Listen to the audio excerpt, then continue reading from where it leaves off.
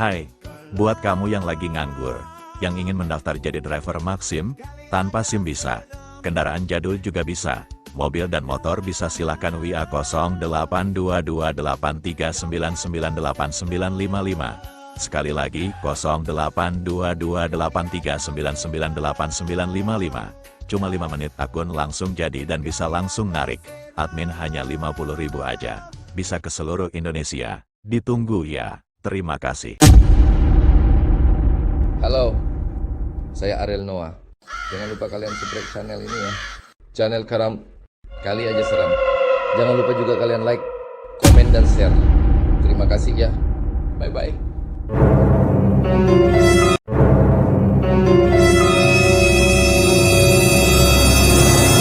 Assalamualaikum teman-teman. Selamat datang kembali di cerita yang akan membawa kita ke pengalaman yang gak hanya tapi juga penuh pelajaran hidup. Kali ini, gue bakal cerita tentang perjalanan yang gak hanya berkaitan dengan hal-hal yang menyeramkan, tapi juga tentang bagaimana kita menghadapi hidup, kegigihan, dan yang terpenting, tentang mentalitas dalam menghadapi setiap tantangan. Jadi, siap-siap ya, karena apa yang akan gue bagikan gak hanya bikin merinding, tapi juga bisa jadi bahan refleksi bagi kita semua. Tetap stay di channel Karam Kali Aja Seram. Jangan lupa subrek, like, dan komen. Markilai. Mari kita mulai.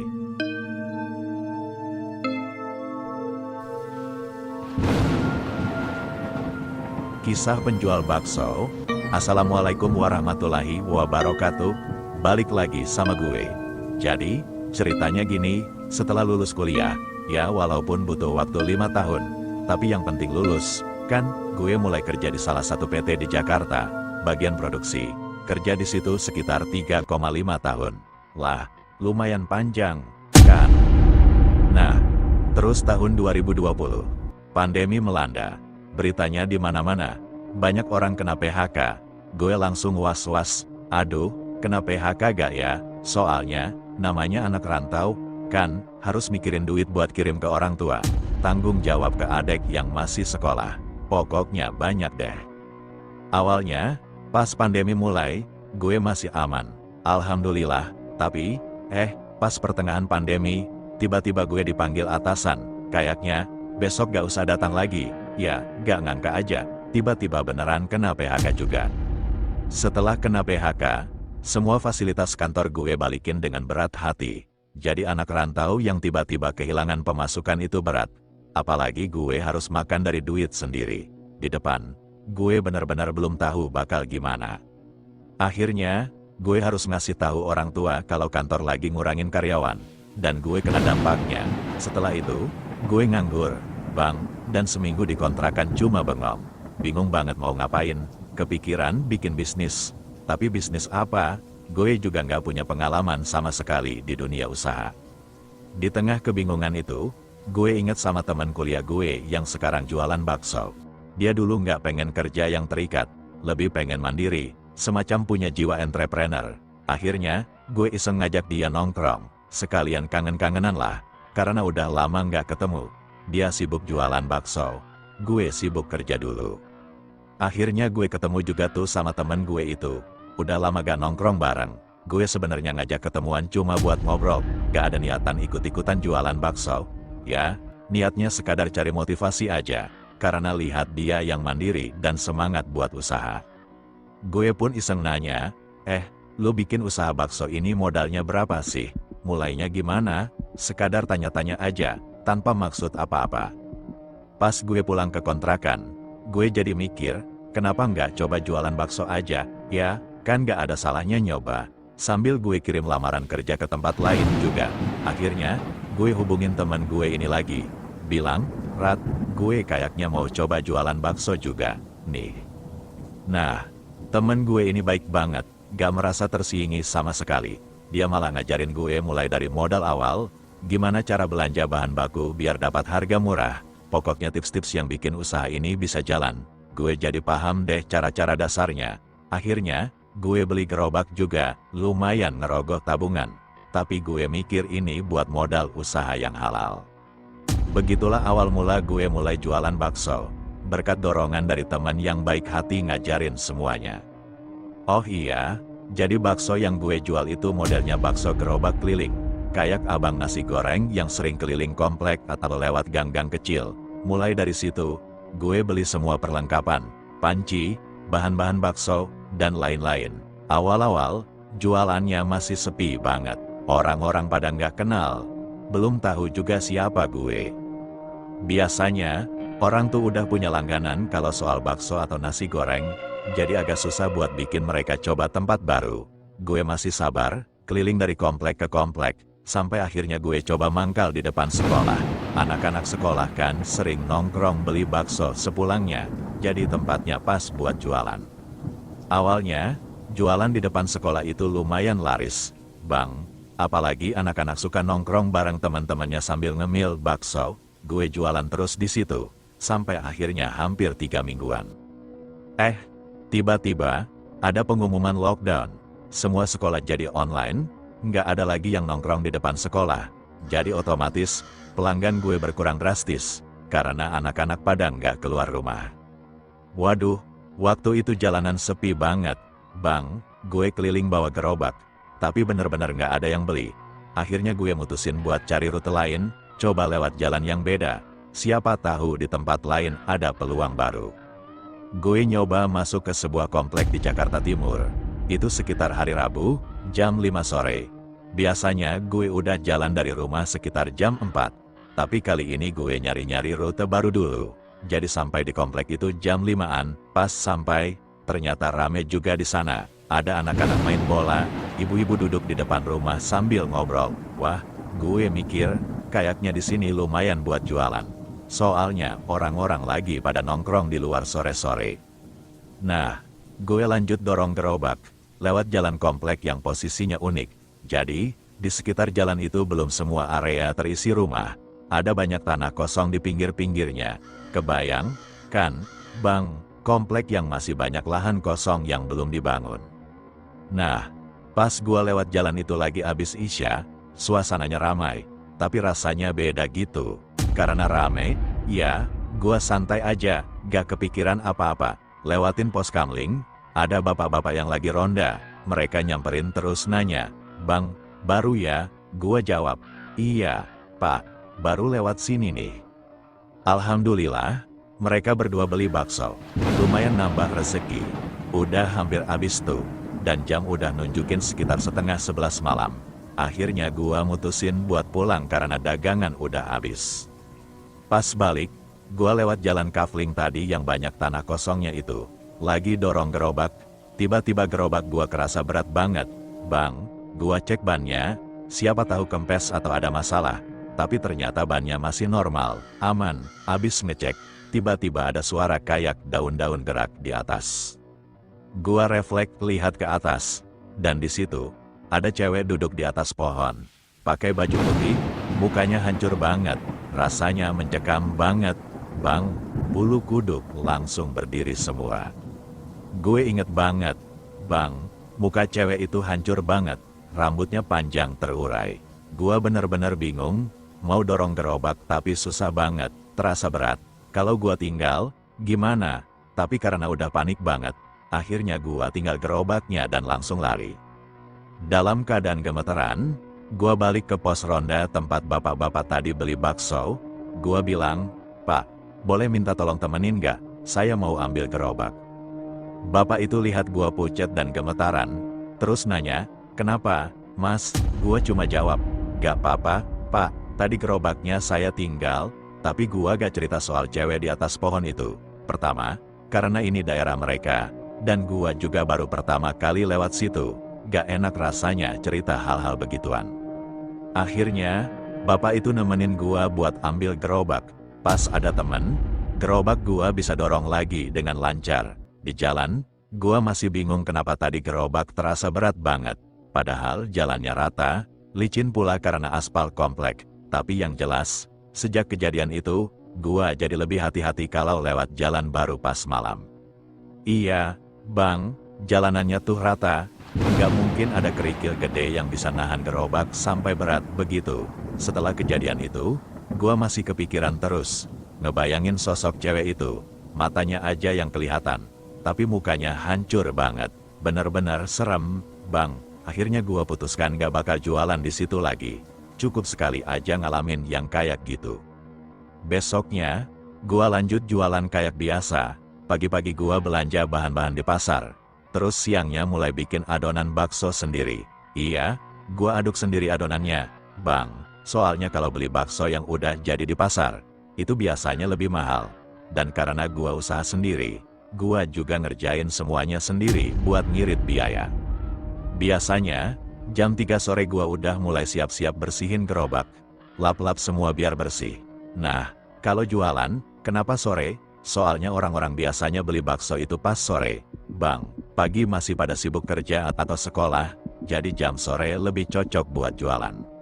Iya, Bang, siang-siang tuh panas. Jadi orang lebih suka cari yang seger-seger kayak es. Makanya jualan bakso sore lebih cocok. Apalagi abis asyar tuh mulai rame. Biasanya jam 4 sore gua udah jalan. Dan setelah kejadian di komplek itu, gua udah tekad gak mau lewat situ lagi. Gua coba nyari rute lain, tapi tetap kena kendala. Gua mikir balik ke sekolah langganan, tapi masih lockdown, jadi sepi gak ada anak sekolah yang beli. Akhirnya gua cari tempat jualan di pinggir jalan aja, kan biasanya ramai, tapi ternyata, di pinggir jalan gua malah ketemu halangan baru, Satpol PP. Kalau lagi dorong gerobak, terus ada yang mau beli, otomatis gua berhenti sebentar buat ngambilin pesanan, kan? Tapi Satpol PP ngira gua mangkal di situ. Pernah sampai ditegur keras juga. Mereka bilang, jangan lewat sini lagi, Mas. Kalau ketemu lagi bisa diangkut gerobaknya. Gua langsung mikir, wah, gak bisa nih jualan di pinggir jalan sembarangan. Ngeri juga kalau sampai gerobak diangkut, kan berabe. Setelah 2 minggu dari kejadian itu, gua coba lagi buat jualan. Tapi gua bingung mau lewat mana. Karena udah coba berbagai rute, tetap aja sepi. Nggak ada yang beli. Gua udah nyoba berbagai cara, tapi tetap aja nggak berhasil. Lama-lama, gua mikir, kayaknya kalau gua lewat komplek itu lagi, udah aman deh. Soalnya, gua udah ngerasa, kalau lewat jalan biasa, nggak bakal nutup kan. Jadi gua mutusin buat nekat masuk komplek itu lagi. Ternyata, bener aja, Bang, jualan gua di situ mulai rame, dan habisnya lumayan banyak. Kalau biasanya di luar komplek, gua cuma dapat sekitar 150.000 sehari. Di sini bisa dapat 3,5 sampai 400 ribuan. Wah, jauh lebih banyak. Ya. Sambil jalan, ibu-ibu yang pernah beli bakso gua dulu nanya lagi, Mas, kok beberapa minggu ini nggak lewat sini? Gua jawab, iya, absen dulu. Terus dia beli lagi, sama kayak yang kemarin, buat anaknya juga. Setelah itu, gua jalan lagi. Dan ternyata banyak juga yang beli di komplek itu. Gua mikir, wah, kayaknya gua bakal tetap jualan di sini aja. Jadi, Bang, waktu itu udah lewat beberapa minggu dari kejadian seram itu. Gue mikir, kayaknya udah aman nih, dan mulai lewat lagi jalan komplek yang dulu sempat bikin gue ngeri. Tapi pas maghrib, gue ngerasa semuanya udah aman. Gue lewat di situ, dan ternyata benar, gak ada kejadian aneh lagi. Di situ ada bapak-bapak yang kemarin beli bakso. Dia nanya lagi, kenapa nggak jualan tadi? Gue jawab, ternyata pada nyari bakso di sini. Bapak itu bilang kalau bakso gua enak dan lumayan banyak yang suka di komplek itu. Setelah itu, gue mikir, kayaknya gua bakal tetap jualan di sini aja. Jadi, besoknya gue balik lagi ke situ. Tapi pas gue lewat lagi di jalan kafling yang dulu sempat gue lihat sosok kuntilanak itu, gue sempat baca doa, berharap aman. Nah, pas lewat rumah pertama setelah kafling itu, tiba-tiba ada yang manggil, Bang, gue udah feeling buruk, merasa itu pasti bukan hal baik. Tapi pas gue lihat, ternyata ada anak kecil yang keluar dari rumah, katanya mau beli bakso. Gue pikir gak ada masalah, jadi gue bungkusin 2 mangkok, terus anak itu bilang, bentar, ya, Mas, ngambil duit dulu ke rumah. Gue nunggu sekitar 10 menit, agak lama kan? Jadi gue mulai ngerasa ada yang aneh. Tiba-tiba, ada bapak-bapak dari pos ronda yang kemarin beli bakso gue lewat, nanya ke gue, Mas, ngapain di sini? Waktu itu, gue kayak bengong di situ, Bang, dan mungkin bapak itu penasaran kenapa gue diam lama di sana. Gue jawab santai aja, anak-anak beli bakso, ke dalam dulu ngambil duit. Tapi bapak itu kayak kaget, terus nanya, Anak-anak yang mana? Gue bilang, anak-anak yang di rumah sini. Bapak itu malah bilang, ini rumah kosong. Udah lama nggak ada orangnya, katanya. Gue kaget banget. Masa sih, Pak? Tadi ada anak-anak. Bapak itu bilang, lihat aja rumahnya. Itu rumah kosong. Gue pun nengok ke rumah itu. Dan baru sadar, rumah itu memang udah lama nggak terawat. Depannya rumputnya panjang banget. Cat rumahnya udah pudar, hampir lumutan. Gua baru nyadar, pas tadi gua lewat, rumah itu kelihatan biasa aja, kayak rumah yang ada orangnya dan bersih. Ternyata, gue baru ngerti kalau itu rumah kosong dan gak ada siapa-siapa di sana. Setelah bapaknya bilang gitu, gue sempat lihat lagi rumahnya, dan ternyata memang benar, rumah itu gak terawat. Gue bilang, iya ya, Pak, karena jadi makin bingung. Gue nanya lagi, tadi anak-anak siapa? Tapi bapaknya tetap bilang, nggak ada anak-anak di sini, dengan tegas. Gue masih tanda tanya besar, kenapa gue bisa ngelihat itu, dan apa yang sebenarnya terjadi. Akhirnya, bapaknya ngajak gue pergi, dan kita jalan keluar dari komplek itu. Gue sempat tanya sepanjang jalan, Bang, itu rumah ada apa? Kenapa ada anak kecil tadi? Gue cerita tentang yang gue lihat, tapi bapaknya nggak mau jawab. Dia cuma bilang, udah, Mas, pulang aja. Gue akhirnya pulang. Tapi saat sampai rumah, badan gue capek. Tapi pikiran gue nggak bisa tenang. Kejadian itu terus terbayang di kepala gue.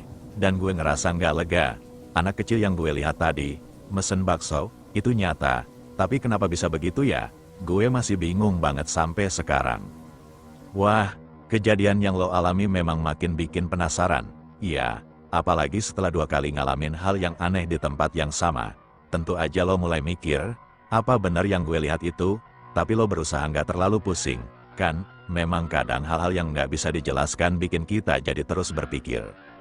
Nah, besoknya lo coba cari rute lain, kan? Sampai akhirnya lo ketemu rumah teman lo, yang juga lagi kena PHK.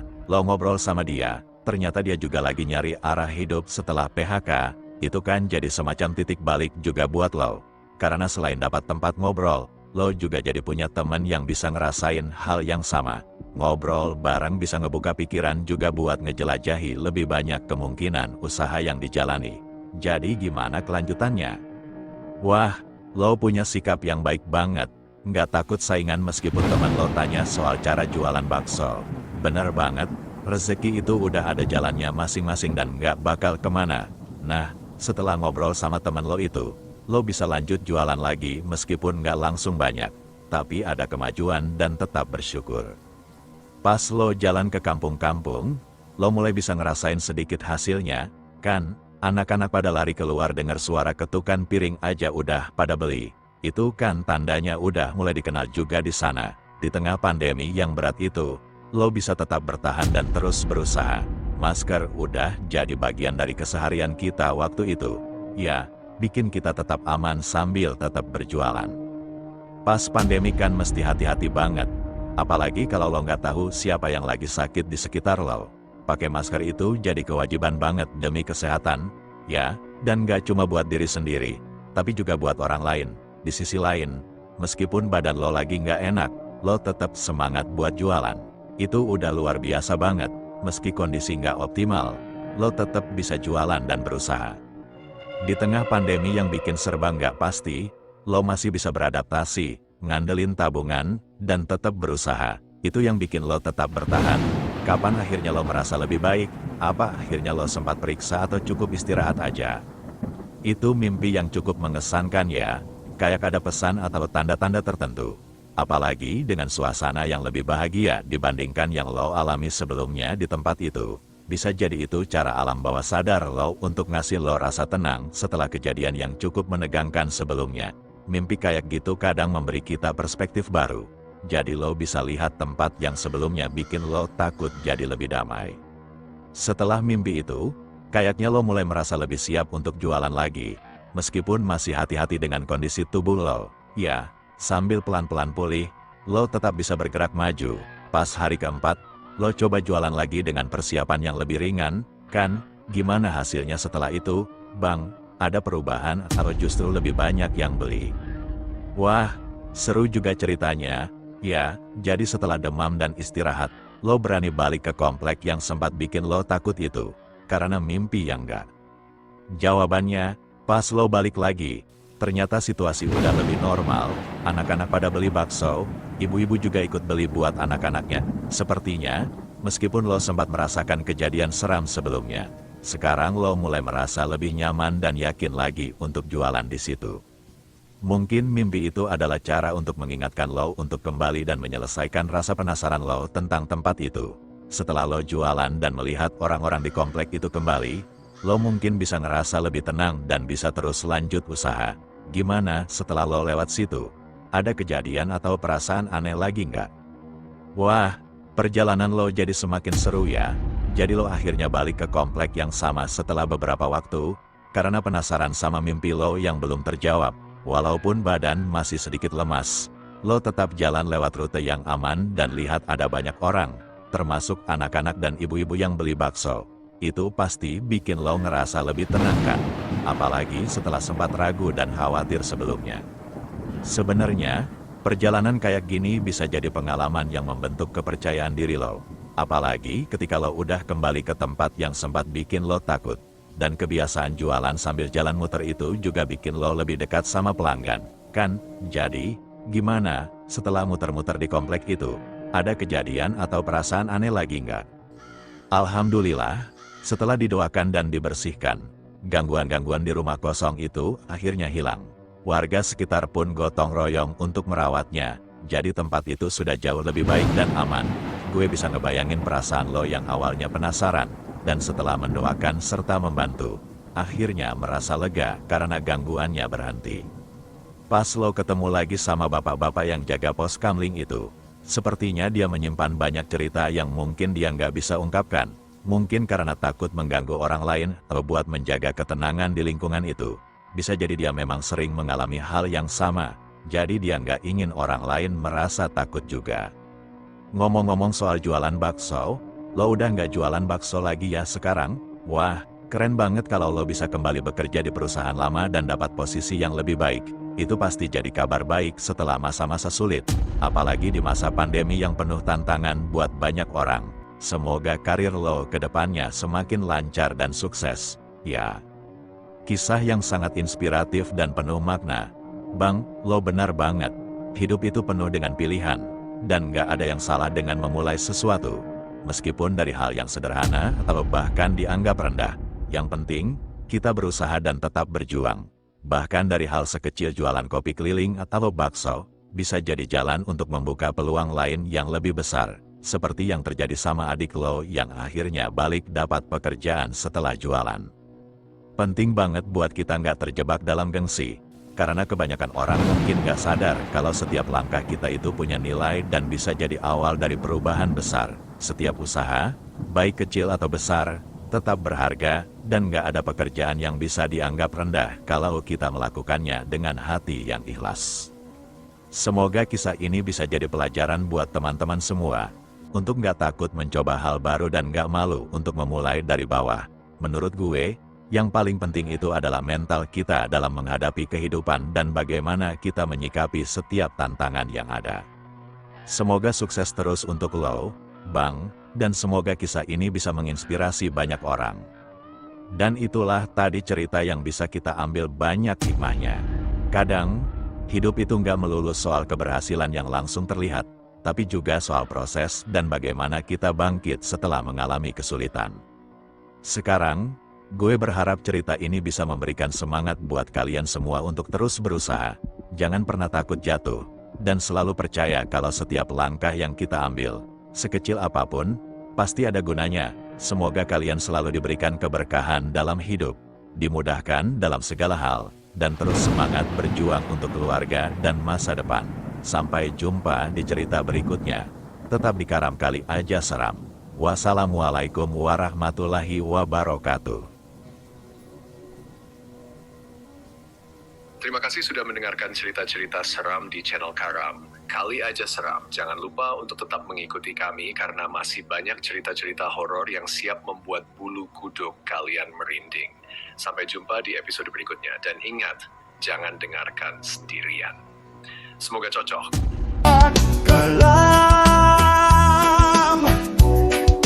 Kali Aja Seram.